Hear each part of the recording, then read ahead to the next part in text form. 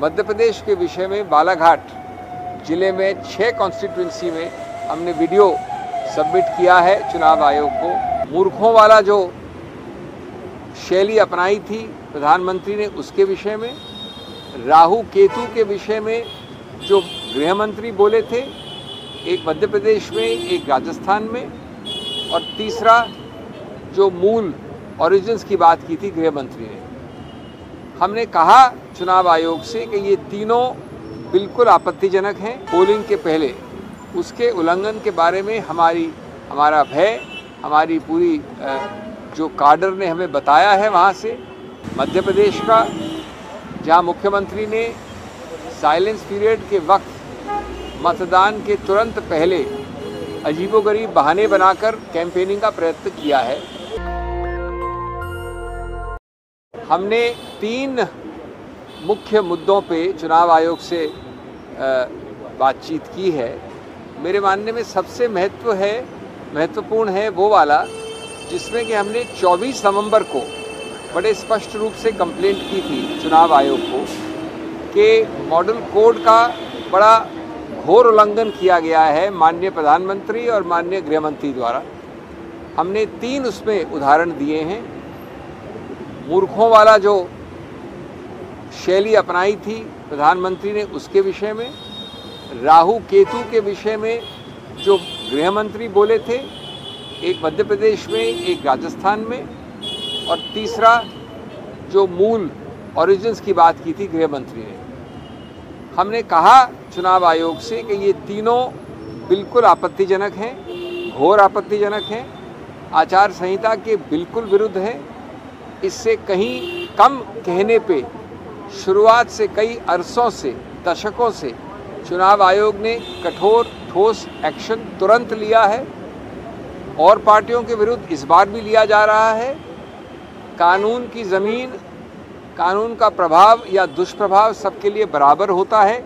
आप कितने भी बड़े हों, कितने भी बड़े पद पर आसीन हों, उल्टा जितने बड़े पद पर आप आसीन हैं उतनी ही आपकी जिम्मेवारी बढ़ जाती है। हमने कहा कि हमें आश्चर्य हुआ है कि अभी तक हमें बुलाया भी नहीं गया चुनाव आयोग द्वारा इतने गंभीर उल्लंघन के विषय में।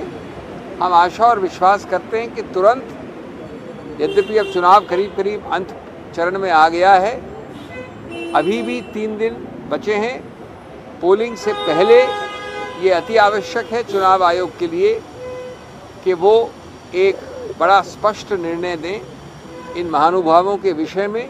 और किसी रूप से ये नहीं होना चाहिए, ये नहीं दर्शाना चाहिए कि चूंकि इतने बड़े पद पे आसीन लोगों ने ये किया है इसलिए कोई भी एक्शन नहीं लिया जा रहा है। चुनाव आयोग ने हमें सुना और हम आशा और विश्वास करते हैं कि जल्द से जल्द ये एक्शन लिया जाएगा। दूसरा मुद्दा जो हमने उठाया वो तेलंगाना के विषय में है और वहाँ हमने जो साइलेंस पीरियड, चुप्पी का जो समय होता है आचार संहिता में पोलिंग के पहले, उसके उल्लंघन के बारे में हमारा भय, हमारी पूरी जो काडर ने हमें बताया है वहाँ से, पूरी प्रकार से हमारे को विश्वास है कि उसका उल्लंघन बीआरएस मुख्य रूप से करेगी।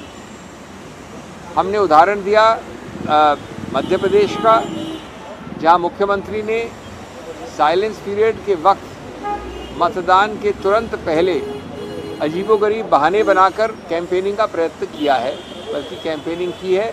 एक जगह उन्होंने पूरा पब्लिक कॉन्वर्सेशन के नाम से, जनता से वार्तालाप के नाम से एक प्रकार से कैंपेनिंग की है।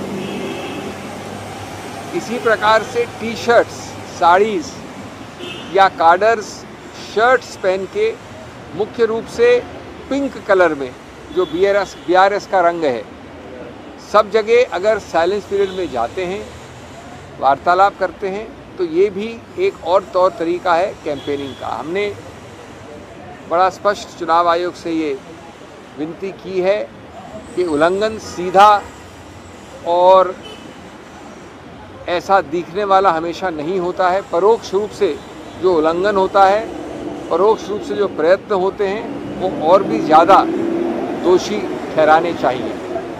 उनका सीधा उद्देश्य है आचार संहिता को बहुत ज़्यादा चालाकी दिखाकर उल्लंघन करना।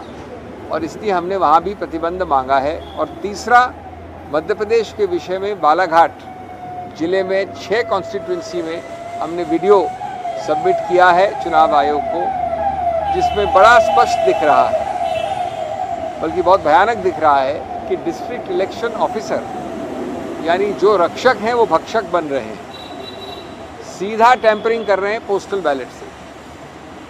ये भी बहुत आपत्तिजनक, गंभीर, और इसमें तुरंत दंड का एक्शन लेना चाहिए चुनाव आयोग को ऐसे व्यक्तियों के विरुद्ध, जिससे संदेश बड़ा स्पष्ट हो।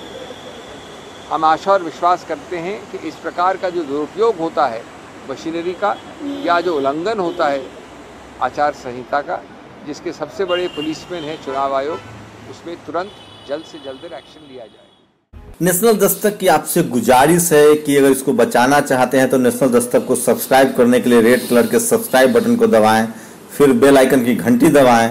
नेशनल दस्तक को बचाने के लिए बहुत जरूरी है कि हर खबर को शेयर करें, लाइक करें, कमेंट जरूर करें।